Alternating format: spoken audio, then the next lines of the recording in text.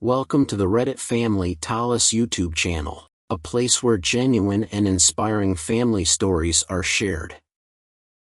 Here, you'll enjoy unique videos about family life, humorous moments, and meaningful lessons. Let's explore together the stories where love and connection shine through. Join us in creating beautiful memories. Please comment and let us know where you're watching from. Hit subscribe now so you won't miss the special video launching tomorrow. She was a terrible mother. Now she thinks she deserves a reward? Growing up, my sister Diana and I were never close. She was always the favorite, the one who got away with everything while I had to be responsible. By the time we graduated high school, we went our separate ways. I pursued my education, worked hard, and built a stable life. Diana, on the other hand, moved in with her wealthy boyfriend and never looked back. At first, it seemed like she had everything, a nice apartment, a comfortable life, but it all came crashing down when she had kids.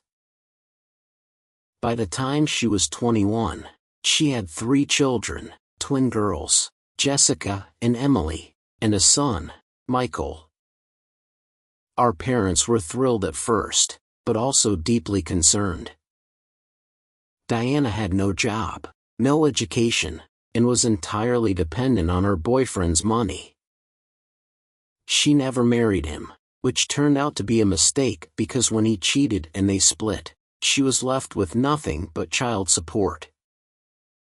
He signed away his parental rights, leaving Diana to raise 3 children alone. Despite our strained relationship, my parents pressured me to help her. At the time, I was doing okay financially, but taking care of 4 people was beyond my means. Still, I chipped in, sending what little I could, while our parents also tried to support her. But money was never the only issue. Diana had no work experience, no skills, and no idea how to manage life on her own. She had to start from the bottom, taking low-paying jobs just to scrape by. She couldn't afford childcare, so she relied on me whenever possible. It wasn't easy. I had a life of my own, a job, responsibilities. But I couldn't stand by and watch my nieces and nephew suffer. My parents were too old to help beyond financial support, and Diana had no friends willing to babysit. The kids were constantly left alone or shuffled between whoever was available. They grew up in chaos, and it became clear that Diana saw them as burdens rather than her children. Even though I resented the situation, I kept stepping in because someone had to. The kids needed stability, and if their own mother wouldn't give it to them, I had no choice but to be the one they could rely on. At the time, I didn't realize just how much that decision would shape all of our lives. As the years went by, it became painfully clear that Diana was not suited for motherhood. She worked long hours at low-paying jobs, barely making enough to survive. Instead of finding a way to balance her responsibilities, she began to resent her own children. She blamed them for holding her back, for ruining her chances at a better life. I would visit occasionally, not for her, but for the kids. Every time I stopped by, I saw the same pattern: exhaustion, frustration, and a house filled with tension. Jessica, Emily, and Michael were growing up in an environment where love was conditional. Diana wasn't physically abusive, but she was cruel in other ways. She yelled constantly, berating them for the smallest things. If they laughed too loudly, she'd snap. If they left a mess, she'd punish them as if they had committed some unforgivable crime. They walked on eggshells around her, afraid to do anything that might set her off. She also made sure they knew they were the reason for her miserable life. Every failed relationship, every rejection, she pinned it on them. "If I didn't have kids, I'd be married by now," she would say. "No man wants to deal with someone else's baggage." She said these things so often that the kids started believing it. They blamed themselves for her struggles, for her unhappiness. I wanted to take them away, to give them a safe home, but my hands were tied. Legally, they were hers. As much as I hated it, I couldn't just take them. Child Protective Services wouldn't intervene unless there was clear neglect or abuse, and Diana always managed to keep things just above that threshold. She provided food, a roof over their heads, and made sure they went to school. But emotionally, she was absent. My parents and I did what we could. We visited, we helped with school supplies, and we made sure they knew they had someone to turn to. But it wasn't enough. The damage was already being done. Every time I saw them, they looked a little more withdrawn, a little more hopeless. They knew their mother didn't love them the way a mother should. The worst part? Diana didn't care. She was too wrapped up in her own misery to see what she was doing to them. And no matter how much I tried to reason with her, she refused to listen.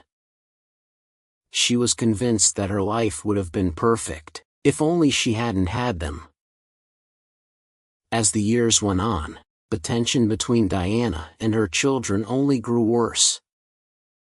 By the time Jessica and Emily turned 18, and Michael was close behind, they had made up their minds, they were leaving.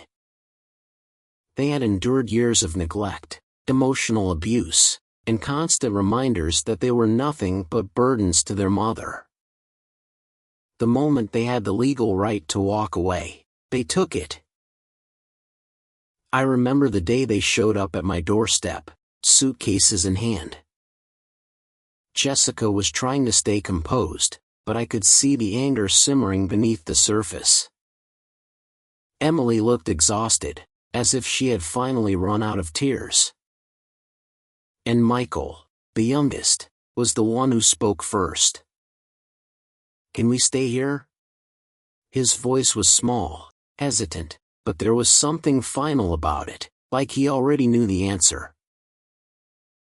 Of course, I let them in. I didn't hesitate for a second. These kids, no, these young adults, had fought so hard just to survive in a home that never felt safe. Now, they were finally free. But freedom came at a cost. Diana was furious when she found out. At first, she tried to play the victim. She called me, screaming about how she had wasted 18 years of her life raising these kids, only for them to betray her. She accused me of brainwashing them, of turning them against her. But the truth was, she had done that all on her own. "You stole my children from me," she yelled over the phone. I took a deep breath, trying to keep my voice steady. "No, Diana. You pushed them away. You made them feel unwanted, and now they've found a place where they actually feel loved." She wasn't ready to hear the truth. Instead, she doubled down, ranting about how ungrateful they were. But for once, the kids weren't there to take the abuse. They weren't there to be guilt-tripped into staying. Diana cut off contact with all of us after that. She didn't just stop talking to the kids, she stopped speaking to our parents too. Maybe she was embarrassed. Maybe she couldn't stand the fact that no one had taken her side.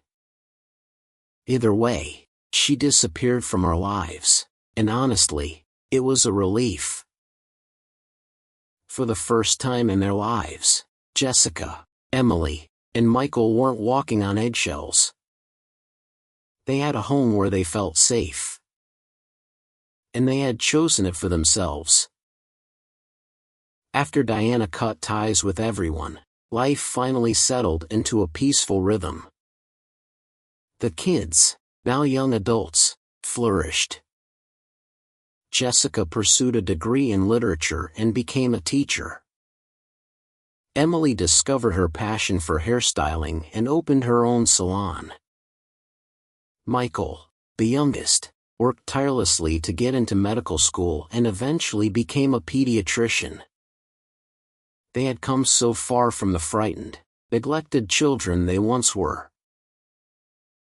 For years, Diana remained a ghost from the past.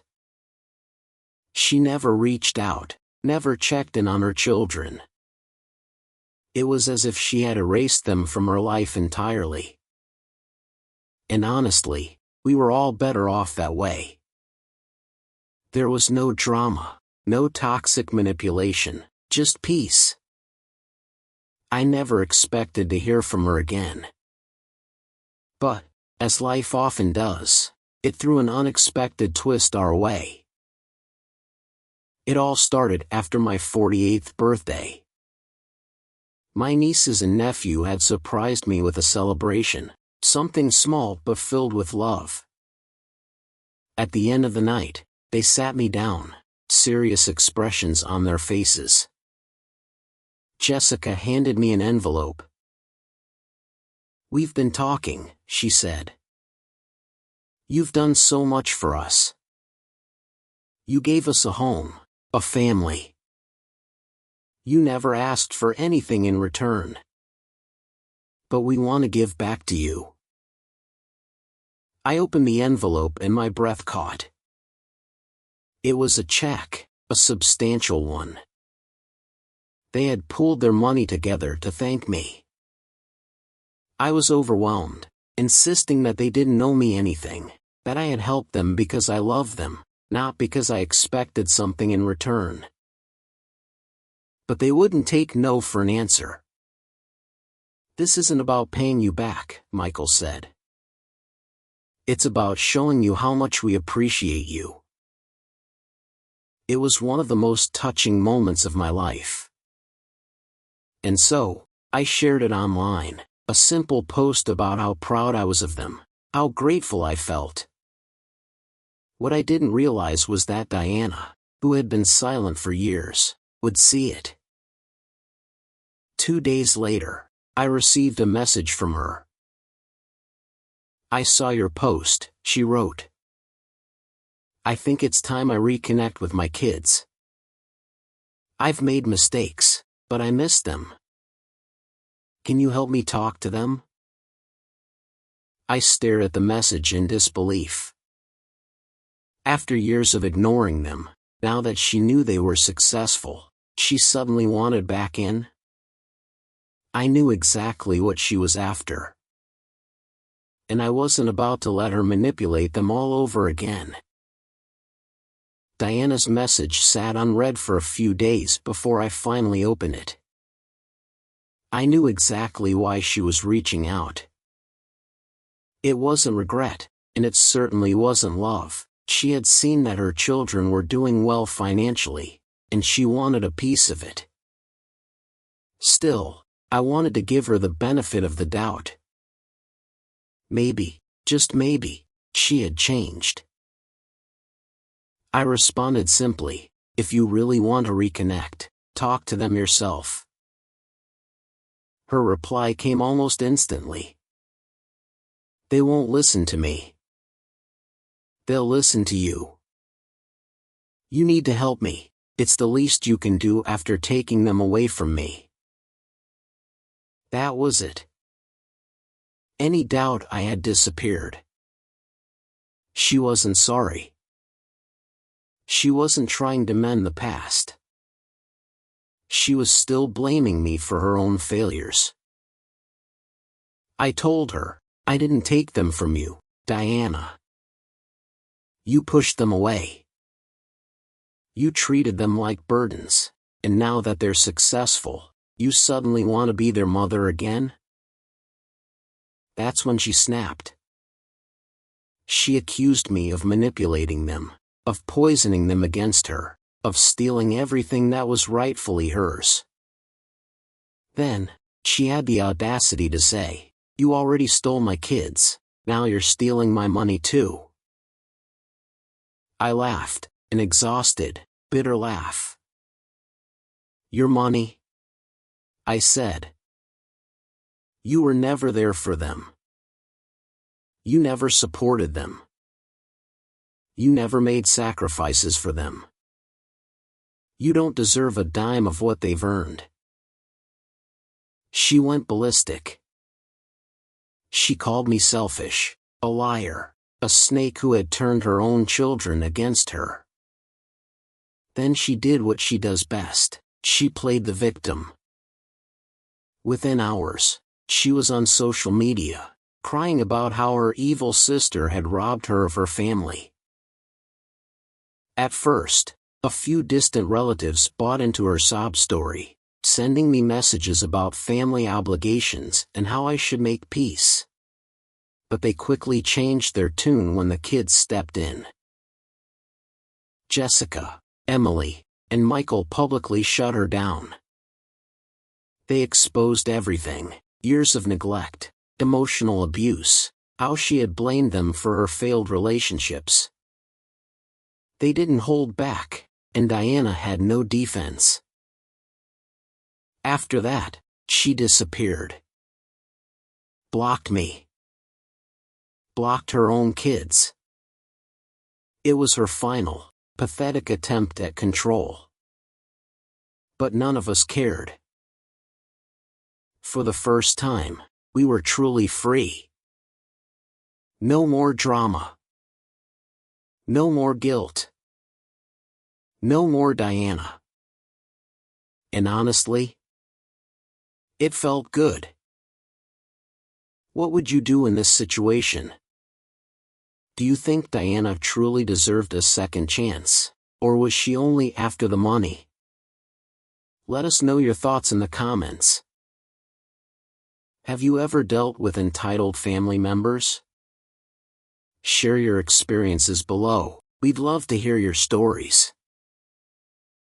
If you enjoyed this story, don't forget to like, subscribe, and hit the notification bell so you never miss another jaw-dropping real-life drama.